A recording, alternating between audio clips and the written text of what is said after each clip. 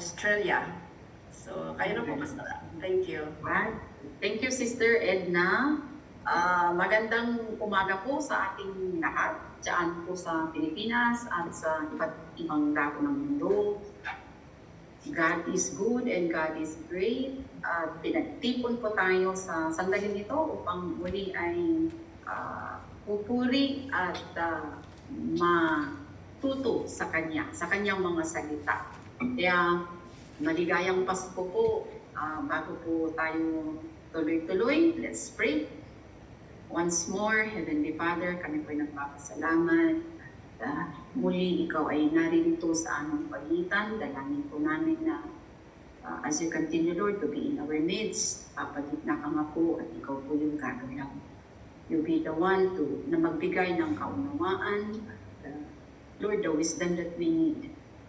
Kahit din po sa inyong mga salita, ikaw po yung magpapasok sa aming mga puso at ikaw din po ang magpapabunga. We entrust to you this very hour. Have it your way, Lord, in Jesus' name.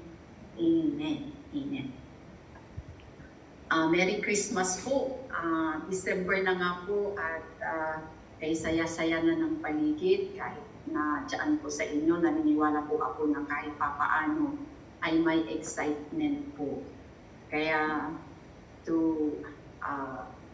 sa mga salita ng Panginoon po na nababahagi po sa ating linggo-linggo, once a week po na nabibisita tayo ay lahat po yun ay dahil sa Pasko, dahil may Pasko.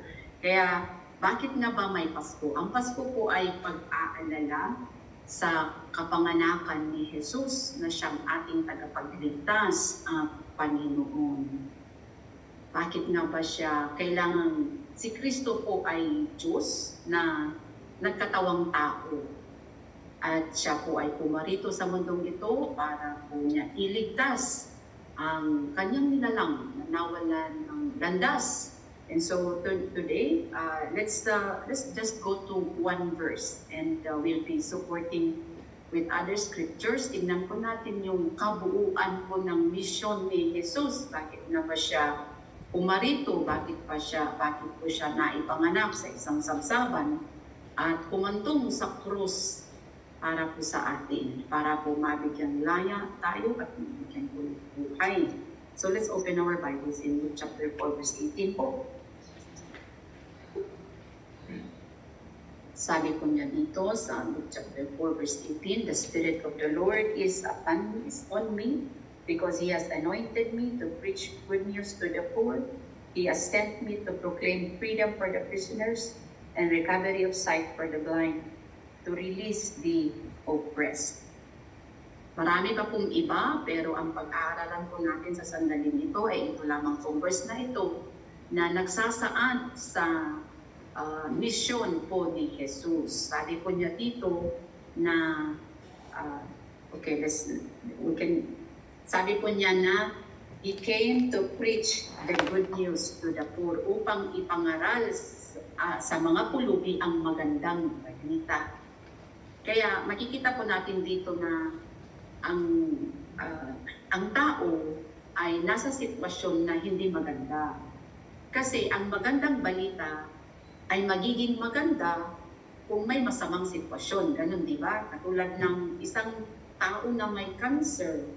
Para sa kanya, magandang balita kung may nahanap ang gobyerno na lunas ng cancer. Magandang balita po yun. Sa isa namang taong gutom na gutom, magandang balita, ang balita na may pagkain. Parang kung ganun, di ba? Kaya ang sitwasyon po ng tao ay pulubi.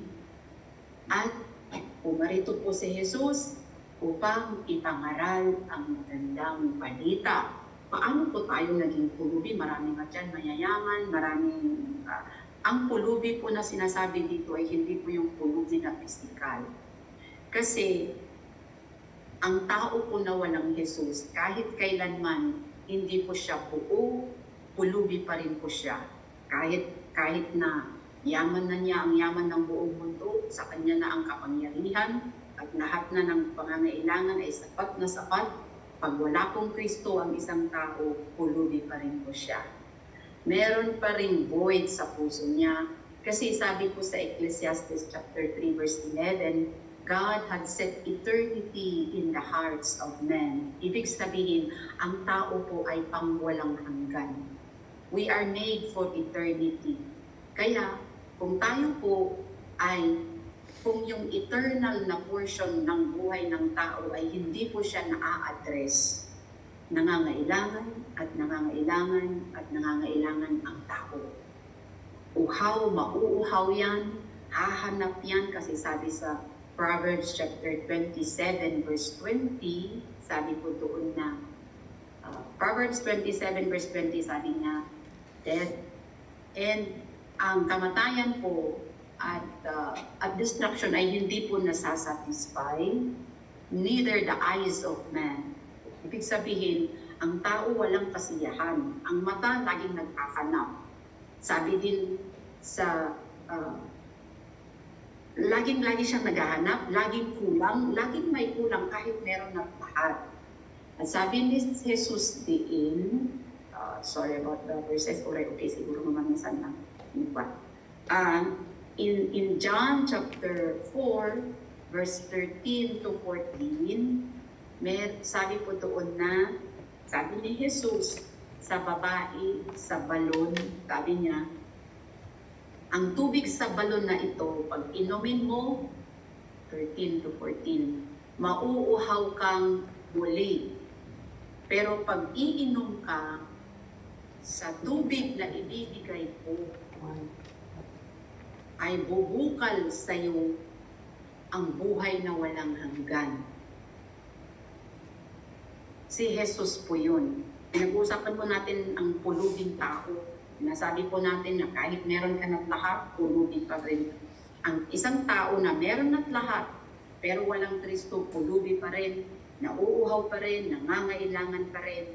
Dahil si Jesus lamang ang makakapagbigay niyan, si Jesus lamang ang makaka-address sa void, sa puso ng isang tao. At hanggat hindi natin tinatanggap si Jesus, hanggat hindi natin nakahanap ay na napapapasok si Jesus sa buhay po natin, pulubi pa rin po tayo.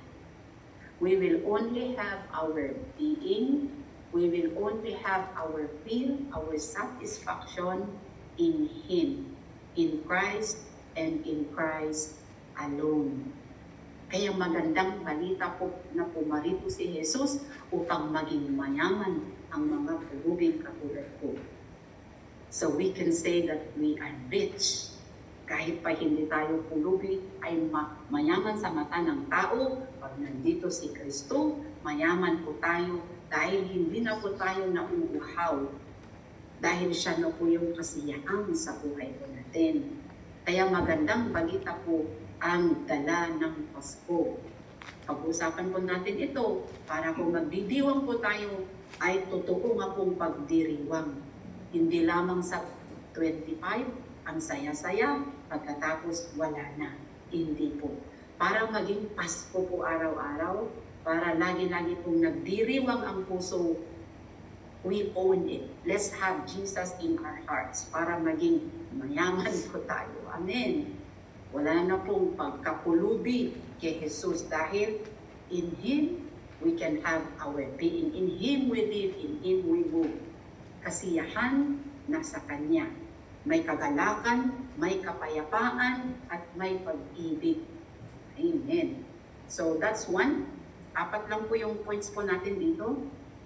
Sa verse pa rin po natin, sa Luke chapter 4 verse 18, He came to preach good news to the poor. Sa mga pulubing tulad natin, nung wala pa si Jesus, lahat po tayo pulubi. Lahat na ng may Kristo ngayon, kahit walang-wala, mayaman po tayo. Because we are full of hope. Pangalawa po dito, sabi niya, He has to preach good news to the poor. Ang pangalawa po, sabi niya, He has sent me to proclaim freedom for the prisoners. Bakit may Pasko? Dahil ang tao ay lumihag ng kasalanan. Kita po natin. Let's read po Galatians chapter 3 verse 22. It's okay not to be okay. Galatians chapter 3 verse 22. Sabi po doon na ang tao po ay bihag ng kasalanan. Una, ang tao ay bakit may Pasko? Bakit tayo magbibihag tuwing Pasko? Dahil yun nga po yung pag-alala natin sa kapanganakan ni Jesus. Dahil siya yung tagapagligtas, siya yung tagahang sa atin magmula sa pagiging pulubi. Naging mayaman po tayo kay Jesus. Pangalawa, ang tao po ay bihag ng kasalanan. Galatians chapter 3 verse 22. See here, the whole world is a prisoner of United siya, 30 lang billion. We have another picture here. Galatians chapter 3 verse 22. Let's read here, sabi niya, but the scripture declares that the whole world is a prisoner of sin. Oo, hindi din. Kani, dire. Asi, dire. Hindi naman nilang PO actually. Okay. Okay na po tayo? Galatians 3:22, sabi po dyan, but the scripture declares that the whole world is a prisoner of sin, so that what was promised, being given through faith in Jesus Christ, might be given to those who believe. Tingnan po natin, sabi niya doon, ang buong mundo. Hindi po yung mundo, yung tao po sa mundo, ay bihag po ng kasalanan. At salamat dahil may Pasko na ipanganak po ang tagapagligtas upang hanguin po tayo sa pagiging bihag sa kasalanan. And let's read that in, it's good to read the scriptures para yun yung yun yung magsasabi sa atin na tayo po ay binigyang laya mula sa kasalanan. Romans chapter 6 verse 18. Romans 6:18. Sabi po dyan, you have been set free from sin, and have become slaves to righteousness. Pagbasahin po natin yung mga verses, bago po itong verse na ito po tumutukoy po kay Kristo. Kaya salamat na may Pasko at naaalala natin yung laking pag-ibig ng Diyos na mula sa ating pagkabihag sa kasalanan ay binigyan tayo ng laya. Pinasan po ni Jesus ang lahat ng kasalanan ng buong mundo. Pinako po niya sa krus. Only those who will believe and receive. Kasi ay wala pong magawa ang Panginoon kung ayaw po natin paniwalaan yun. He did that for all humanity, para sa lahat ng tao, pero nasa sa atin na po. Kaya masaya nga dahil itong magandang balita ay nakarating po kahit sa inyo dyan at patuloy po na pakinggan. Pangatlo po, may Pasko dahil tayo nga po ay pulubi, dahil tayo ay tayo ay bihag. Pangatlo po, tayo ay bulag. Ang mga tao po ay bulag. Pag bulag, lahat na lang ang nakikita ay kadiliman. See? In our verse, in our chapter 4 verse 18, sabi niya, to bring recovery of sight to the blind. Kaya nagpunta si Jesus para bigyang liwanag ang madilim nating paningin. Sa paningin po natin, lahat madilim. Walang direksyon ang buhay. Walang focus kasi nga madilim. Yung bulag, yung mata, ang bulag na mata, walang nakikita kundi kadiliman. Wala pong liwanag, hindi po alam. Kaya nga, kailangan niya ng gabay sa paglalakad. At salamat dahil pumarito si Jesus. Salamat sa Pasko dahil may Pasko. Pumarito si Jesus upang bigyang liwanag ang ating mga paningin at makita natin ang napakagandang plano ng Diyos sa atin. Mabibigyan tayo ng direksyon, mabibigyan po tayo ng tamang landas, makikita po natin yung ating lalakaran. Dahil na po, binigyan niya ng liwanag, binuksan po niya ang mga bulag nating mata at nagkaroon po ng liwanag. At atin nga pong naiintindihan ang lahat ng ating mga naririnig sa linggo-linggo po na pagtuturo na that's the bright path na binigay po ng Panginoon na ating tahakin. Dahil binuksan na po niya ang mga bulag nating mata at nakikita na po natin ang daan. May direksyon na po ang buhay. At ang buhay na may direksyon, punong-puno po yan ng pag-asa. Punong-puno po yan ng sigla. Amen. Kung meron na pong direksyon, kahit po nandiyan po kayo sa even if you are behind bars, there's still hope. Hindi po natin alam kung paano po kikilos ang Panginoon. Kaya kapit lang po mga kapatid at patuloy po na makinig, patuloy po na manampalataya, patuloy po na manalig at kakapit po sa Diyos. At meron pa pong isa, in our Luke chapter 4 verse 18, pumarito ang Diyos para ibahagi ang magandang balita sa mga pulubi, sa mga bihag, sa mga bulag, at sa mga inaapi, to release the oppressed. Ang oppressed, paano ba ang oppressed? Yung inaapi, pinaalila, yung pinapahirapan. Sino po yung nagpapahirap? Wala pong iba kundi ang kaaway. Ginagamit man ang ibang tao para tayo pahirapan, hindi po tao ang kalaban po natin. Ang tagapahirap po ay ang kaaway po. Kaya wag pong kamuhian ng ibang tao.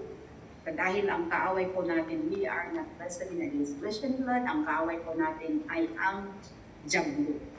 Siya po yung nag-o-oppress sa atin. Siya po yung nagpapahirap po sa atin. Pero salamat dahil dumating na po si Jesus at siya po yung nagbigay laya. Siya po yung umalis sa kung anuman na nagpapalugmok po sa atin. At dahil parang siya yung big brother na parang siya yung pag merong nagbubuli sa atin, salamat dahil may Jesus. Siya po yung, He will defend us. Siya po yung kuya, o yung big brother that will defend us against our taga-bully, against our oppressor. And sabi natin na walang ibang nag-o-oppress, nagpapahirap, kundi ang kaaway.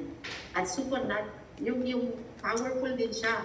Pero mas powerful po si Jesus na tinanggap po natin sa ating mga buhay na magpo-protect at magpapalaya po sa atin magmula sa ating pagkaapi. Kung paningin po natin ay ating-api po tayo sa buhay na ito, meron po tayong tagapagtanggol. At hindi po siya napakalayo sa atin. He is just a prayer away. Kung tinanggap na natin siya sa buhay natin, nandito na siya. Kausapin lang natin, Panginoon. Siya na yung Ilocano kumakit pagpulpulungan. Kasi sa Tagalog, siya yung Sumbungan. Sandigan. Yung sandigan, ano, siya yung Sumbungan.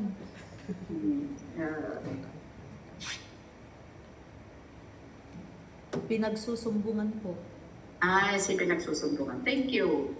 Siya yung pinagsusumbungan natin kung naaapi po tayo, kung inaapi po tayo, sumbong po natin sa Panginoon sa pamamagitan ng panalangin. Salamat sa pribilehyo ng panalangin kahit gabi, kahit madaling araw, kahit anong oras, pwede po tayong magsumbong kung may nang-aapi. Kung ang kaaway ay ayaw tayong patulugin, kung ang kaaway ay gusto tayong galitin, kung ang kaaway ay gusto tayong guluhin yung isip natin. Because that's how He oppressed us. Sumbong po tayo kay Jesus na atin pong tinanggap. Hindi po siya malayo. It's just a prayer away. Kausapin lang po siya. Nasa puso po ng lahat ng tumanggap. Kaya mga huling talata po dito, parating na po ang Pasko. at magdidiwang po ang buong mundo o kundi man ang buong Pilipinas. Pero siguraduhin po natin na tinanggap po natin yung rason kung bakit may Pasko upang makapagdiwang po tayo ng totoong-totoo, todo-todo. Kasi walang silbi kahit mag-Merry Christmas tayo, hindi naman atin yung dahilan kung bakit may Pasko. Di wala din po. Wala din, kaya let's enjoy this Christmas. Kahit wala pa sa 25 pa, pero ngayon pa lang, damdamin na natin yung ligayang dala ng Pasko. Para totoo nga kung sabi natin, ligayang Pasko. Bakit? Kasi dumating po yung tagapagligtas. Naalala ko natin, minsan isang araw, 2,000 years ago. One day in the past, 2,000 years ago, dumating po ang tagapagligtas. Ligtas sa ating lahat. Kasi hindi naman po natin ginusto na maging bihag po tayo ng kasalanan na nagdadala sa atin sa kamatayan. It's never our choice. But we were born that way. It was our nature. Salamat dahil dumating si Jesus at kanya po tayo iniligtas mula sa venom ng kasalanan. Amen. At naging mayaman na tayo sa kanya, naging malaya na tayo sa kanya, naging hindi na api at naging bukas na ang ating mga mata, may direksyon na tayo at alam natin kung saan tayo patutungo at punong-puno po tayo ng sigla at pag-asa. Maligayang Pasko at manigong bagong taon. Thank you po everyone. God bless.